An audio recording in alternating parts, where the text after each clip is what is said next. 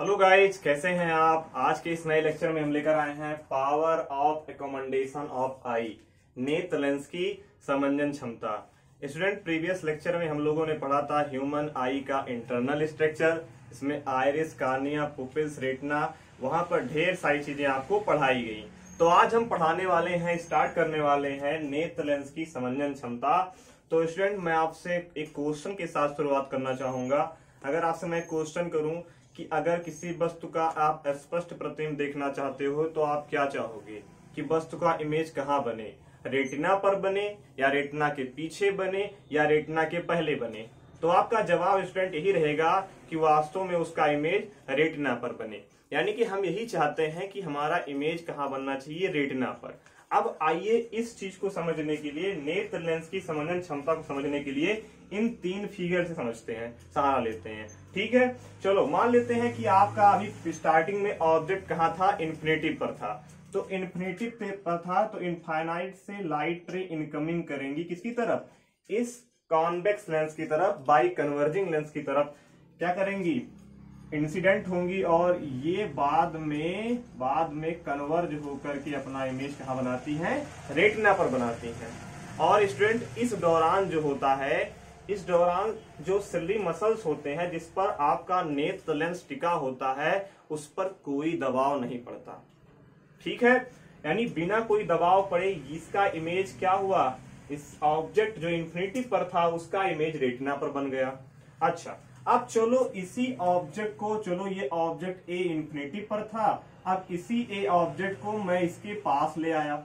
अब पास ले आया तो अब इस दौरान क्या होने वाला है, इस दौरान होता यूं है कि थोड़ा सा आप ध्यान से समझिएगा स्टूडेंट, कि इस दौरान क्या होगा, इसका जो इमेज है ये तो कन्वर्ज तो करेगा, ऐसा नहीं कर, मैं नहीं कहता हूं कन्वर्ज नहीं करेगा, लेकिन इसका इमेज रेटिना के पीछे जाके बनेगा। ऐसा क्यों, ऐसा इसलिए होता है क्योंकि आपको मैं बताऊं कि ये ऑब्जेक्ट नियर आ रहा है, और ऑब्जेक्ट नियर आ रहा है तो फोकस तो वही है, पुराना वाला। भाई यही तो इसका फोकस होता है। अब ये फोकस पुराना वाला है और इस ऑब्जेक्ट को नियर लेकर आओगे तो ये कन्वर्ज हो करके रेटिना पर नहीं बनाएगा इमेज, रेटिना के पीछे बना देगा इमेज। अब सोचोगे कि मेरे आई में ऐसा होता, हमारी आंखों में ऐसा होता है, नहीं, ऐसा नहीं होता। क्या होता है, हमारी आंखों में लेंस जिस पर टिका होता है वो क्या होते हैं, स्लिम मसल्स होते हैं, और स्लिम मसल्स का काम यही होता है कि ये क्या करेंगे, इस लेंस पर दबाव डालते हैं, और लेंस पर दबाव डालकर क्या करते हैं, इसकी वक्रता को बढ़ा देते हैं स्टूडेंट। अब वक्रता कैसे बढ़ेगा, यानी ये जो लेंस अभी मोटा था अब ये आपका लंबा हो जाएगा ऐसे। अब क्वेश्चन ये है कि आपसे मैं पूछूं कि बताओ ये वाला लेंस की वक्रता ज्यादा है या इस वाले लेंस की वक्रता ज्यादा है। तो आप ऐसे ही देख सकते हो किसका रेडियस, किसका व्यास ज्यादा है। भाई ये तो बहुत बड़ा बनने वाला है, इसका व्यास जो जिसकी लेंथ लंबी है, ये लंबा है, और ये क्या चपटा है, तो यानी इस वाले लेंस की जो व्यास है वो अधिक है, इस वाले लेंस की व्यास क्या है, कम है। तो इस हिसाब से क्या होता है, यहाँ पर कुछ ऐसा ही होता है कि यहाँ जो सिली मसल्स होते हैं, पाए जाते हैं, जिसमें नेत्र लेंस टिका होता है, वो लेंस पर दबाव डाल करके इसको लंबा कर देते हैं, और लंबा करने से क्या होता है, इस लेंस की वक्रता बढ़ जाता है स्टूडेंट। और अगर वक्रता बढ़ गया तो फोकस दूरी घट जाएगी। फोकस दूरी घटने का मतलब है ये वाला लेंस की अगर वक्रता क्या हुई, बढ़ी, समझ लीजिएगा फोकस दूरी क्या हुई, घटी। क्योंकि हमें क्या करना था, फोकस दूरी क्या करना है, घटाना है, और फोकस दूरी घटी, समझ लीजिएगा कि ऑब्जेक्ट जो आपका रेटिना के पीछे बन रहा था, अब यही वाला ऑब्जेक्ट जा करके कहां बनेगा, सीधे एग्जैक्ट रेटिना पर ही जाके कन्वर्ट कर जाएगा। समझ पा रहे हैं, और इसका एग्जैक्ट इमेज रेटिना पर बनेगा। यानी हमारे नेत्र में एक प्रकार की क्षमता होती है जो प्रकृति ने हमें प्रोवाइड कर रखा है। इस क्षमता को, नेत्र लेंस की इस क्षमता को ही कहते हैं नेत्र लेंस की समंजन क्षमता। अब मैं आपको इसका डेफिनेशन बताता हूं। नेत्र द्वारा अपनी फोकस दूरी को आवश्यकता अनुसार समायोजित कर लेना। देखो यहां पर इसने अपनी फोकस दूरी को क्या किया, कम किया, अब ये हमारे आंखों में हम लोग नहीं कम करते हैं, ये हमारे आंखों में हमारे नेचर ने इसको प्रोवाइड किया है कि क्या करेगा, इस पर दबाव डालेगा, इसकी वक्रता बढ़ी, फोकस घटी, समझ लीजिए इसका इमेज एग्जैक्ट कहां बन गया, रेटिना पर बन गया। समझ रहे हैं। अब यही जवाब आपको यहां से मिल गया। अब आप इसका डिफरेंशियल कह सकते हो कि नेत्र लेंस द्वारा अपनी फोकस दूरी को आवश्यकता अनुसार समायोजित कर लेना ही क्या कहलाता है, नेत्र लेंस की समंजन क्षमता कहलाता है। ठीक है ना। अब चलो एक बहुत ही इंपॉर्टेंट सा टॉपिक कवर करने वाले हैं जिसका नाम है I rod and I con. I con, ठीक है।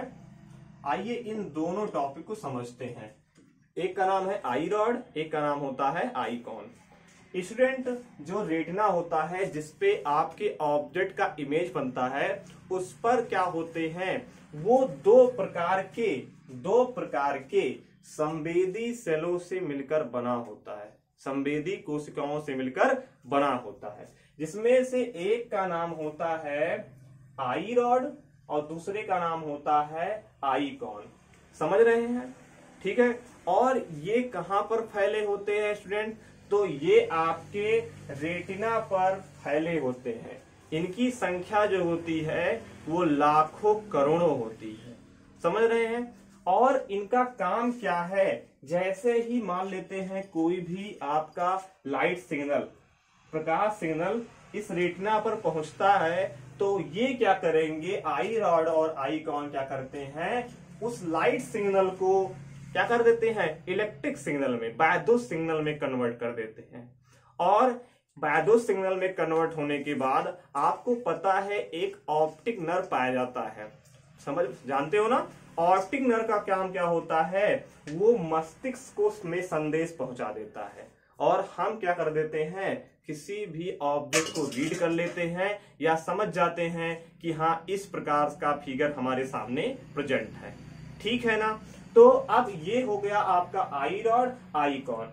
अब स्टूडेंट मैं आपको बताऊं, जो आपका आई रॉड होता है वो कम प्रकाश की तीव्रता के लिए सुग्राही होता है और अधिक प्रकाश की तीव्रता के लिए आपका आई कॉन क्या होता है, सुग्राही होता है।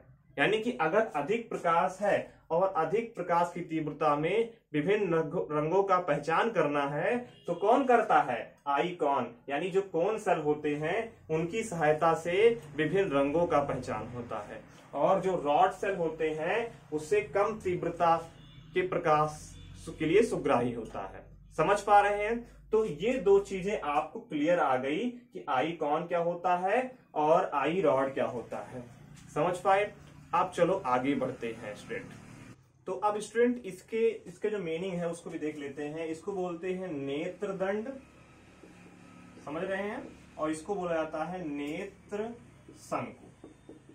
इसका आकार होता है, इसके सेल्स का आकार दंडाकार, इसके सेल्स का आकार शंकु आकार। ये तो क्लियर है।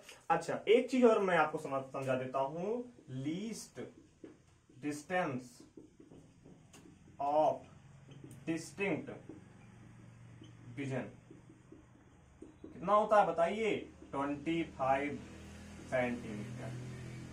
स्पष्ट दृष्टि की न्यूनतम दूरी जो होती है वो 25 सेंटीमीटर होती है। यानी अगर कोई ऑब्जेक्ट 25 सेंटीमीटर में प्लेस किया जाए तो उसका एग्जैक्ट इमेज कहां बनेगा, आपका रेटिना पर बनेगा और स्पष्ट आप देख पाओगे।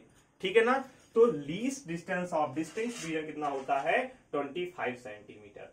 अब चलिए हम आगे बढ़ते हैं। अब आगे का टॉपिक क्या है उसको कवर कर लेते हैं। अब है डिफेक्ट्स ऑफ आई, यानी कि दृष्टि दोष। स्टूडेंट क्या होता है कि कभी कभी ऐसा होता है कि एज बढ़ने के साथ साथ हमारे नेत्र लेंस की समंजन क्षमता घट जाती है। यानी नेत्र लेंस की समंजन क्षमता घट जाने का मतलब है या समाप्त हो जाए, तो इस दौरान क्या होगा, जो प्रतिबिंब होता है वो रेटिना पर ना बनकर रेटिना के पीछे या रेटिना के आगे बन जाता है। ये एक प्रकार का प्रॉब्लम क्रिएट होता है जिस कारण हमें डिफेक्ट हो जाता है, हमारी आंखों में डिफेक्ट हो जाता है। तो उसी को हम पढ़ने वाले हैं, डिफेक्ट ऑफ विजन। ठीक है ना।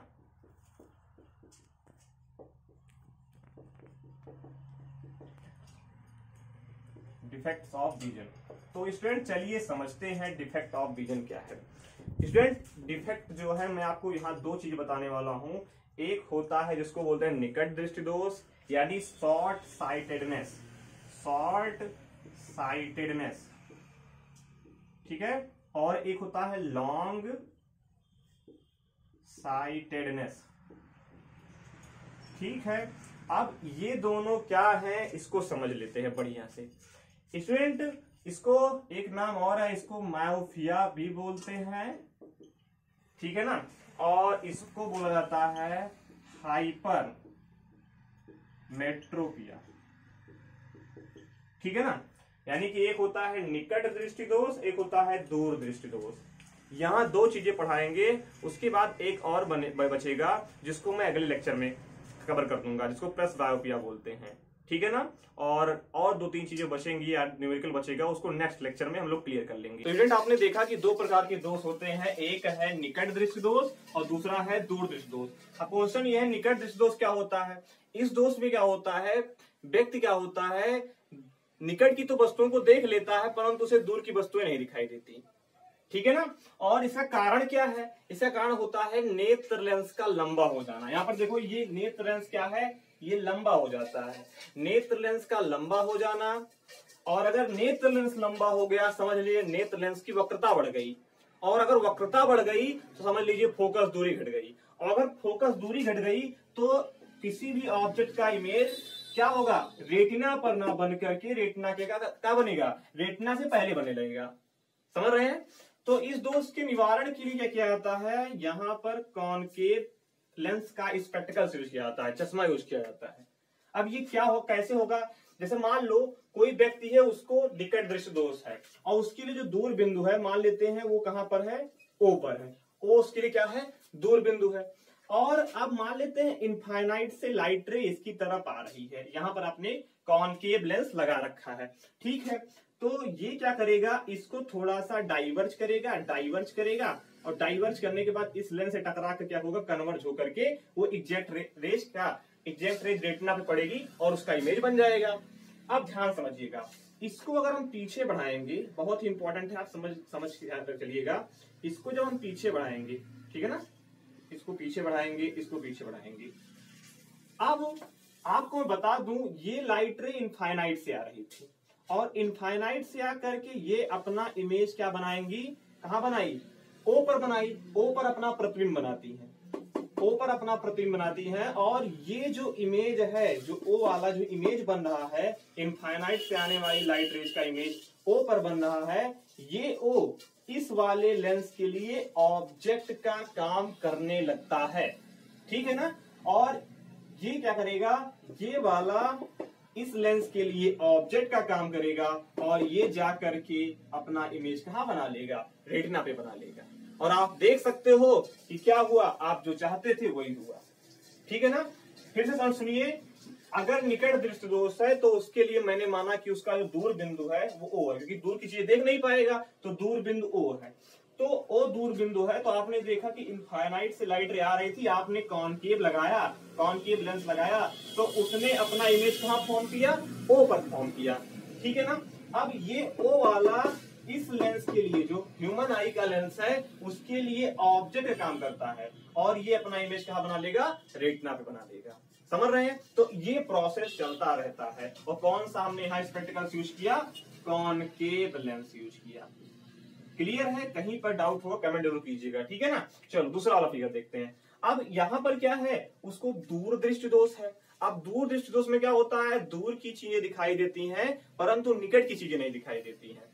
और इसका कारण क्या है, नेत्र लेंस का चपटा हो जाना, यानी चपटा होने का मतलब है नेत्र लेंस की वक्रता कम हो जाना। और जब नेत्र लेंस की वक्रता कम हो जाएगी स्टूडेंट, तो उसकी फोकस दूरी बढ़ जाएगी, और जब फोकस दूरी बढ़ जाएगी तो रेटिना पर इमेज ना बढ़ करके रेटिना के पीछे बनने लगेगा, ठीक है ना। तो अब यहाँ पर हम तो नहीं चाहते कि रेटिना के पीछे इमेज बने, हम तो चाहते हैं एग्जैक्ट इमेज रेटिना पर बने।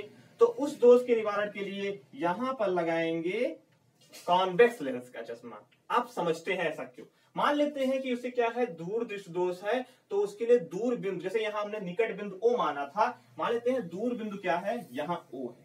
चलो बहुत बढ़िया। O है, यहां से मान लेते हैं 2 लाइट रे निकलती है और ये सीधा कन्वर्ज होकर के रेटिना पर चली गई, पहुंच गई। ठीक है ना। अब आपको बताऊं, मैं इसको थोड़ा सा पीछे आप बढ़ाओगे, इसको पीछे बढ़ाओगे तो ये आपका आई। अब मैं आपको समझाता हूं। इस ऑब्जेक्ट का इमेज कहां बना? आई पर बना। समझिए ध्यान से, इस ऑब्जेक्ट का इमेज आई पर बना और ये इमेज इस वाले लेंस के लिए ऑब्जेक्ट का काम किया, और ऑब्जेक्ट का काम किया तो ये वाला आई जा करके रेटिना पे प्रतिबिंब बना लिया। अभी कहां बनना था? अगर मैंने इसका यूज नहीं किया था तो यही वाला ऑब्जेक्ट, ये कौन सा ऑब्जेक्ट है? जिस व्यक्ति को दृष्टि दोष है उसके लिए ये वाला ऑब्जेक्ट कहां बनता था? पीछे बनता था, जब आपने इसका यूज नहीं किया। और जब आपने कॉन्वेक्स लगाया, इसकी फोकस क्या हुई थी? बढ़ गई थी, फोकस घटी, रेटिना पे पहुंचा। यहां पर क्या हुआ था? यहां पर फोकस बढ़ी, क्योंकि फोकस कम हो गया था, क्योंकि लेंस की वक्रता बढ़ गई थी, फोकस कम हो गया था। अब यहां पर क्या हुआ? फोकस बढ़ा, रेटिना पहुंचा, यहां फोकस घटा, रेटिना पहुंचा, इमेज बन गया। कहीं पर डाउट हो तो आप बिल्कुल कमेंट सेक्शन में कमेंट कीजिए, ये काफी इजी वे है समझाने वाला। और आप देख सकते हो कि रेटिना पर इमेज बन गया। इसे बोलते हैं दूर दृष्टि दोष, इसे बोलते हैं निकट दृष्टि दोष। निकट मतलब निकट की चीजें देखे, दूर मतलब दूर की चीजें देखे, और जस्ट उसका अपोजिट ना देखिए। यही है निकट दृष्टि दोष और दूर दृष्टि दोष। ठीक है ना। तो ये आपके 2 दोष हो गए। शॉर्ट साइटेडनेस, इसको चिकित्सा की भाषा में मायोपिया, इसको हाइपरमेट्रोपिया बोलते हैं। ठीक है ना। इसको लॉन्ग साइटेडनेस मतलब दूर दृष्टि दोष, इसको निकट दृष्टि दोष। तो ठीक है, ये स्टूडेंट आपका पूरा कंप्लीट हुआ। अभी एक और बताना है, जरा दृष्टि दोष, उसको हम प्रेस बायोपिया जो है उसको हम अगले लेक्चर में कवर करेंगे विद न्यूमेरिकल के साथ। तो इस लेक्चर में कहीं पर भी डाउट हो कमेंट सेक्शन में कमेंट कीजिए। Thank you for watching this video. Thank you so much student.